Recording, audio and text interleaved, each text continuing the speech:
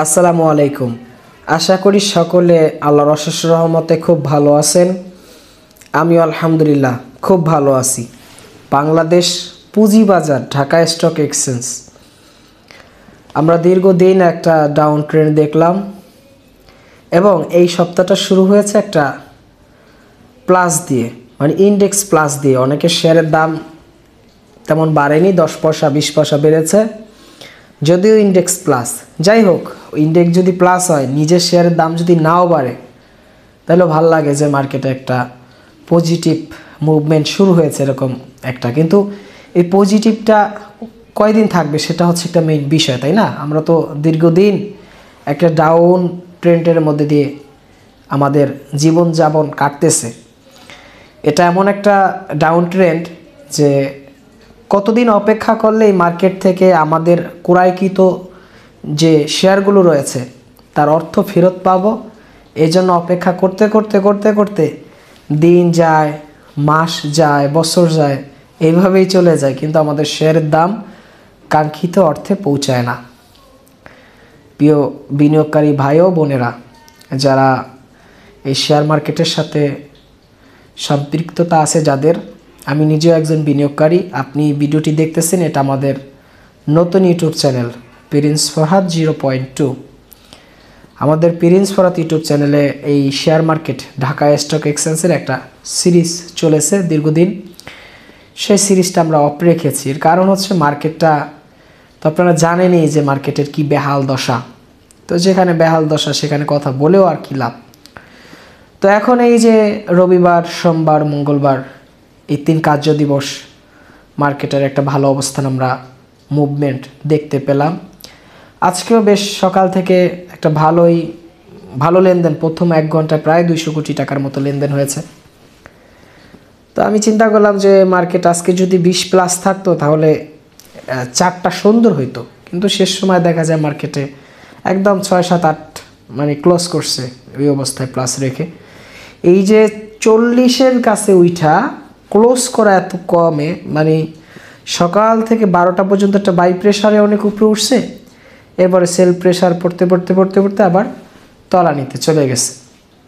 লেনদেন প্রায় 500 কোটি টাকা মার্কেটে টাকা ঢুকতেছে, এটা অনুভব করা যায়। মার্কেটে কিন্তু প্রচুর টাকা আছে, মার্কেটে কি প্রচুর পরিমাণ টাকা আছে আপনি কল্পনাও করতে পারবেন না। কিন্তু যারা স্মার্ট বিনিয়োগকারী তারা মার্কেটে বিনিয়োগ করতেছেন না ভয়ে, কারণ বিএসসির যিনি চেয়ারম্যান, তিনি যদি আবার জরিমানা করেন নতুন করে, তো এই চিন্তা অনেকে ভয়ে বিনিয়োগ করেন না, যেটা আমার পার্সোনাল ওপিনিয়ন। আর আমি যেটা মনে করি এটাই হয়। বেসিক্যালি দেখা যায় কি, আমরা তো এই মার্কেট নিয়ে অনেক গবেষণা করি, আমি নিজে একজন ট্রেডার।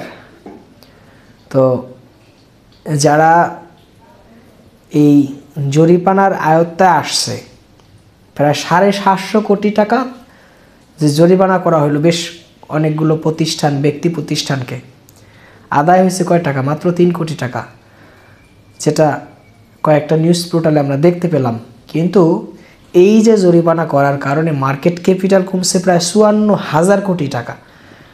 তো দেখা যায় আলটিমেটলি কোম্পানিকে জরিমানা করার মাধ্যমে কোম্পানির কাছ থেকে তো সেই টাকা নিতে পারে না, আদায় করতে পারে না, অথচ আমরা যারা শেয়ার কিনছি তার খেসারত আমরা দিচ্ছি।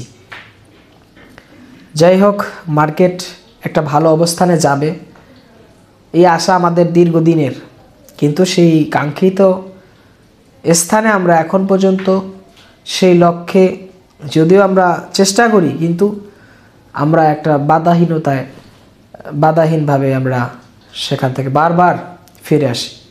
ইন্ডেক্সটা একটা এই যে এইভাবে নিচের দিকে নামতেছে, মানে উপরের থেকে এইভাবে নিচের দিকে নামতেছে। তো এই যে ঢেউটা ক্রস করে যে উপরে উঠবে সেই শক্তিটা মার্কেটে নাই। তো গত সপ্তাহে 4-5 দিন আগে বিএসসির চেয়ারম্যান, টিএসসির চেয়ারম্যান বেশ মার্কেট নিয়ে ভালোই বক্তব্য দিয়েছেন, বলেছেন যে জুন মাসের মধ্যে মার্কেট একটা ভালো অবস্থানে যাবে। তো এই কথায় কিন্তু দেখেন এই সপ্তাহটা শুরু হলো প্লাস দিয়ে। অবশ্যই মার্কেট নিয়ে যদি তারা কথা বলে তাহলে অবশ্যই তাদের ভালো দিকগুলো বলতে হয় মার্কেট নিয়ে। কিন্তু এই যে দেখেন এক ভদ্রলোক তিনি বললেন যে এই জেড ক্যাটাগরির শেয়ারগুলো ওয়েস্ট পেপার হিসাবে কিছুদিন পর চলে যাবে। এখন এইগুলো হলো নেগেটিভ কথাবার্তা। এখন এইগুলো কোন জ্ঞান কোন বুদ্ধি ধারা তিনি বলেছেন আমি জানি না, কিন্তু দেখা যায় তার মতো একজন লোক তিনি যদি মার্কেটের পজিটিভ কথা বলে তাহলে আমরা আরও আত্মবিশ্বাসী হই যে বিনিয়োগ করার জন্য। কিন্তু তাদের যদি এরকম বক্তব্য থাকে তাহলে আমাদের হয় কি, আমরা দুর্বল হয়ে যাই, যে মার্কেটে বিনিয়োগ করব আমরা যাই দুর্বল হয়ে। বিষয়টা বুঝছেন তো? এই জন্য বিনিয়োগকারীকে যদি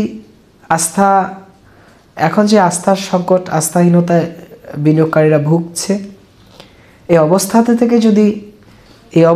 থেকে যদি ডিএসসি এবং বিএসসি এক কথায় যে কমিশনগুলো আছে মার্কেট নিয়ন্ত্রণ করেন, যারা নিয়ন্ত্রণ সংস্থা, তারা যদি আত্মবিশ্বাস আমাদেরকে দেখায় যে মার্কেটের উপরে যে আপনারা আসেন বিনিয়োগ করেন, আপনাদের বিনিয়োগ সুরক্ষা আমরা দিব, তাহলে অনেকেই দেখবেন যে এই যারা এই শেয়ারগুলো বিক্রি করে সাইডলাইনে বসে আছে তারা আবার বিনিয়োগ করবে। এইভাবে বিনিয়োগ বাড়বে, মার্কেট উপরে উঠবে। আন্তর্জাতিক মার্কেটগুলো আপনি যদি দেখেন, সেই আন্তর্জাতিক মার্কেটগুলো কিন্তু খুব ভালো অবস্থানে রয়েছে, কিন্তু আমরা ভালো অবস্থানে থাকতে পারি না কেন?